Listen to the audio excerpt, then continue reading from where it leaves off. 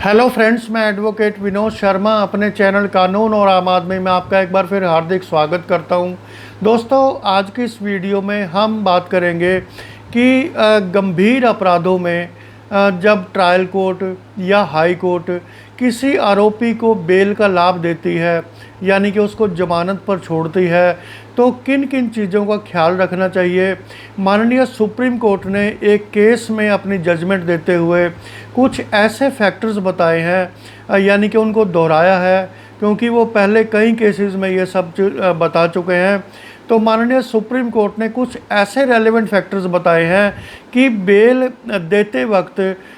Court को उनको consider करना चाहिए, उन फैक्टर्स को। तो वो दोस्तों क्या फैक्टर्स हैं और क्या केस है, ये सब मैं आपको इस वीडियो में बताऊंगा। तो दोस्तों, वीडियो शुरू करने से पहले हमेशा की तरह मेरी आपसे रिक्वेस्ट है कि आप मेरे चैनल को सब्सक्राइब करें, वीडियोस को लाइक करें, शेयर करें और बेल आइकॉन का बटन भी ज़रूर प्रेस करें, ताकि आने वाली वीडियोस के नोटिफिकेशन आपको उसी वक्त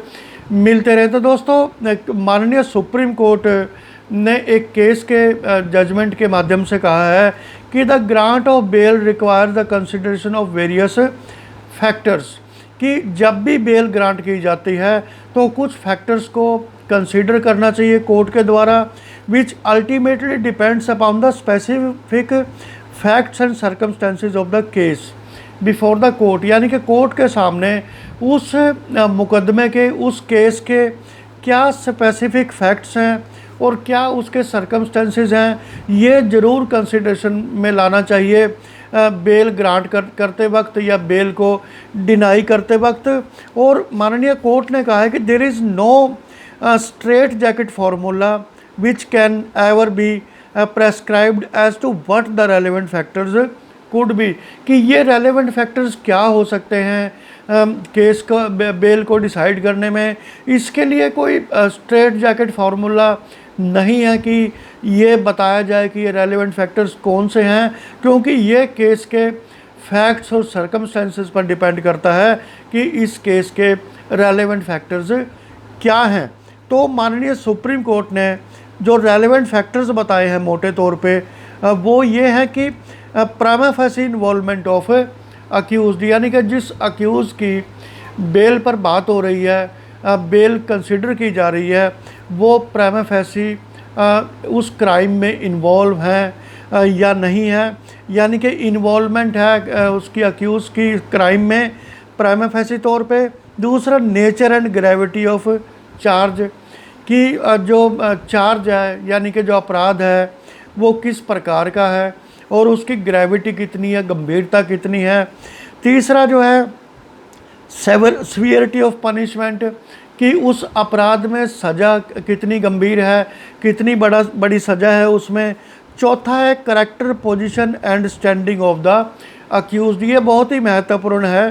कि जिस अक्यूज़ की बेल डिसाइड की जा रही है वो उसका जो है चरित्र कैसा है, उसकी पोजीशन कैसी है, यानी कि उसमें जो है समाज में उसका कैसा प्रभाव है, स्टैंडिंग कैसी है, क्या रेपुटेशन है उसकी समाज में। ये सब चीज़ें जो है कंसीडर करनी चाहिए केस टू केस, तो तभी जो है बेल ग्रांट की जानी चाहिए या डिनाई की जानी चाहिए। और माननीय सुप्रीम कोर्ट ने कहा कि once the bail is granted, क्योंकि एक बार बेल ग्रांट कर दी, मान लो हाई कोर्ट ने कोई बेल ग्रांट कर दी, रेगुलर बेल ग्रांट कर दी, the appellate court is usually slow to interfere with the same as it pertains to the liberty of an individual. क्योंकि एक बार बेल ग्रांट कर दी तो जो एपेलेट कोर्ट है तो वो उसमें जो है बहुत स्लो होगा, क्योंकि ये एक व्यक्ति की, किसी व्यक्ति विशेष की लिबर्टी का प्रश्न बन जाता है। तो इसलिए पहले ही ये चीज़ें, रेलेवेंट फैक्टर जितने भी हैं वो पूरी तरह से कंसीडर किए जाने चाहिए, तभी बेल का लाभ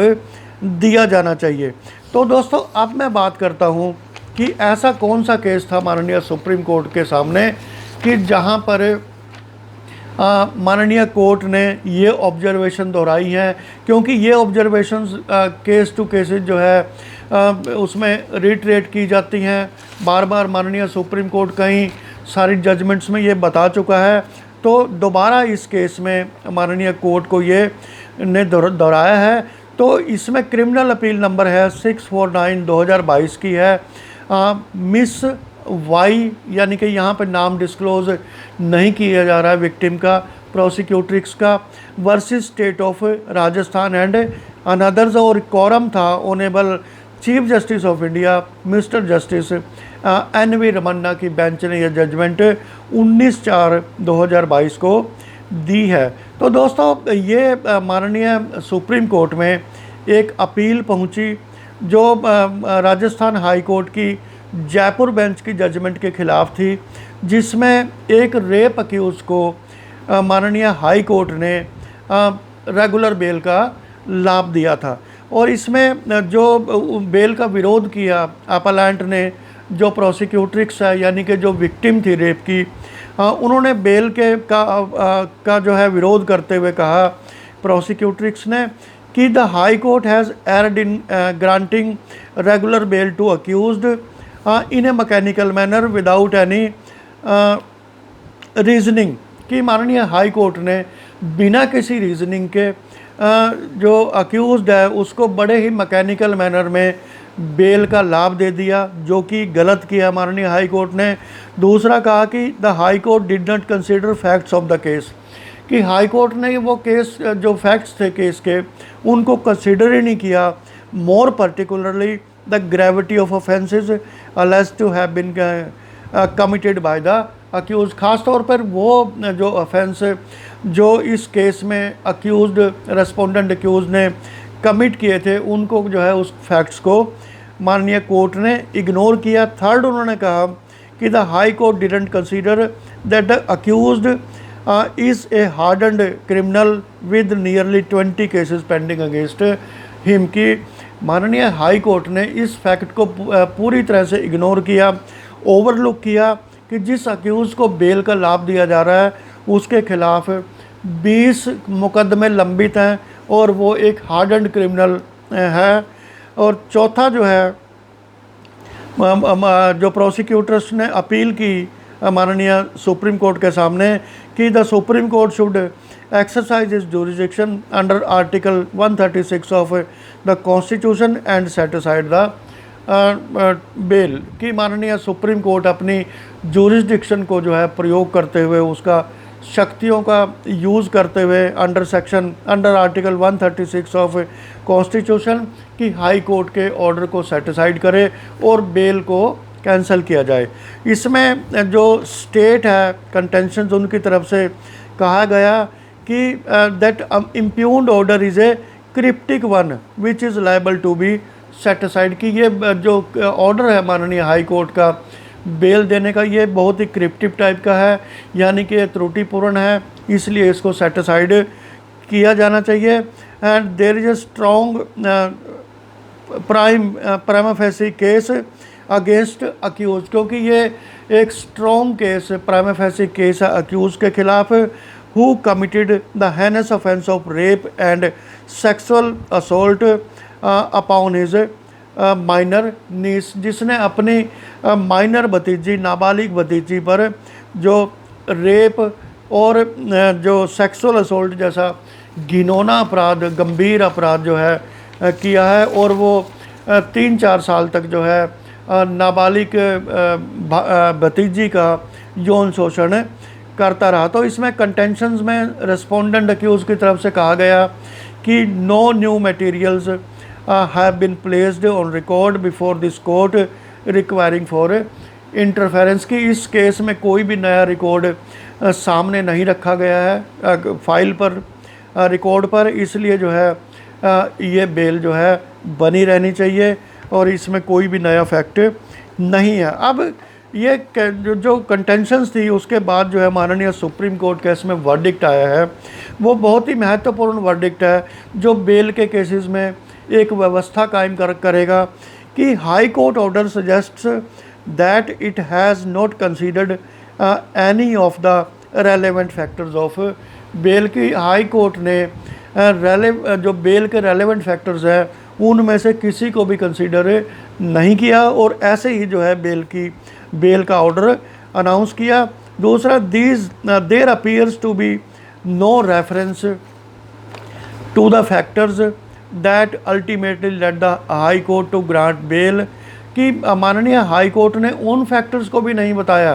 कि वो क्यों बेल दे रहे हैं आरोपी को जो गंभीर अपराधी है, हार्डन्ड क्रिमिनल है। नो रीजनिंग इज़ एपरेंट, इस ऑर्डर में कोई भी रीजनिंग नहीं है हाई कोर्ट के,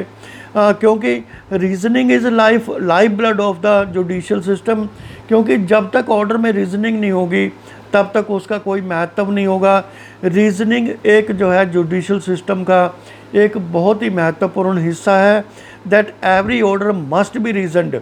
is one of the fundamental tenets of our system, कि हर एक आदेश चाहे वो बेल का हो या कोई और जजमेंट हो वो रीजनड होना चाहिए। ये हमारे जुडिशियल सिस्टम का एक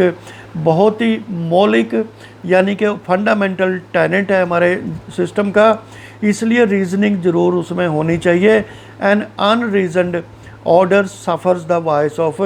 आर्बिट्रेरीनेस, कि जिस ऑर्डर में कोई रीजनिंग ना हो, अनरीजनड हो, तो वो ऑर्डर जो है उसमें क्या होता है कि जो है मनमाने पन की जो है उसमें बुराई छिपी होती है, इसलिए रीज़न का होना ऑर्डर में बहुत ही ज़रूरी है। The fact that respondent accused is a habitual offender and nearly 20 case registered against him has not even found mentioned in the impugned order. माननीय कोर्ट ने कहा, हाई कोर्ट ने, सुप्रीम कोर्ट ने, कि जिसमें रेस्पोंडेंट अक्यूज्ड है उस पर वो एक हार्डन्ड क्रिमिनल है, हैबिचुअल ऑफेंडर है, उस पर 20 केस रजिस्टर है, जिसमें मर्डर का केस है, अटैम्प्ट टू मर्डर है, या डकैती है, रेप है। और ये इतना बड़ा फैक्ट माननीय हाई कोर्ट के बेल के ऑर्डर में कहीं भी ये मेंशन नहीं है। The high court has failed to consider the influence that the respondent accused may have over the prosecutrix as an elder family member, क्योंकि जो अक्यूज़ड है इसमें वो जो प्रोसिक्यूटर्स है उसका चाचा है और वो प्रोसिक्यूटर्स भतीजी है। तो इसमें माननीय हाई कोर्ट ने इस चीज़ का भी संज्ञान नहीं लिया, इसको अमेजन नहीं किया कि जो है जेल से छूटने के बाद वो एक बड़े फैमिली मेम्बर के तौर पे अपनी भतीजी पर किस तरह का इन्फ्लुएंस इस्तेमाल कर सकता है। The period of imprisonment being only 3 months, इसमें इम्प्रिजनमेंट जो हुई थी जो अक्यूज़ की क्राइम होने के बाद सिर्फ 3 महीने की है। Is not of such A magnitude, ये इतनी ज़्यादा नहीं है 3 महीने की सज़ा क्राइम के लिए, as to put the court towards granting bail in an offence of this nature. इस तरह के अपराध में 3 महीने की सज़ा कोई इतनी ज़्यादा सज़ा नहीं है कि जिससे हाई कोर्ट उसको जो है कंसीडर करके सज़ा को कैद को वो इतने बड़े क्राइम में बेल दे दे, वो भी रेगुलर बेल। तो the high court order is cryptic and does not suggest any application of mind, क्योंकि ये जो हाई कोर्ट का ऑर्डर है बेल देने का वो बहुत ही क्रिप्टिक है, अनरीजनड है, उसमें कोई रेलेवेंट फैक्टर्स को जो है कंसीडर नहीं किया गया है, and doesn't suggest any application of mind. और इसको जो है लिखते वक्त इस ऑर्डर को एप्लीकेशन ऑफ माइंड यानी कि जो है जुडिशियल माइंड का इस्तेमाल नहीं किया गया है, इसलिए माननीय सुप्रीम कोर्ट ने हाई कोर्ट के बेल के ऑर्डर को रेप के आरोपी को जो दिया था बेल उसको सेटिसाइड कर दिया और जो है आरोपी को इसमें 1 हफ्ते के अंदर अंदर जो है अथॉरिटीज़ के सामने सरेंडर करने का आदेश दिया है। और अगर वो सरेंडर नहीं करता है तो जो स्थानीय पुलिस है वो उसको गिरफ्तार कर लेगी। तो दोस्तों आज की वीडियो में इतना ही, मिलता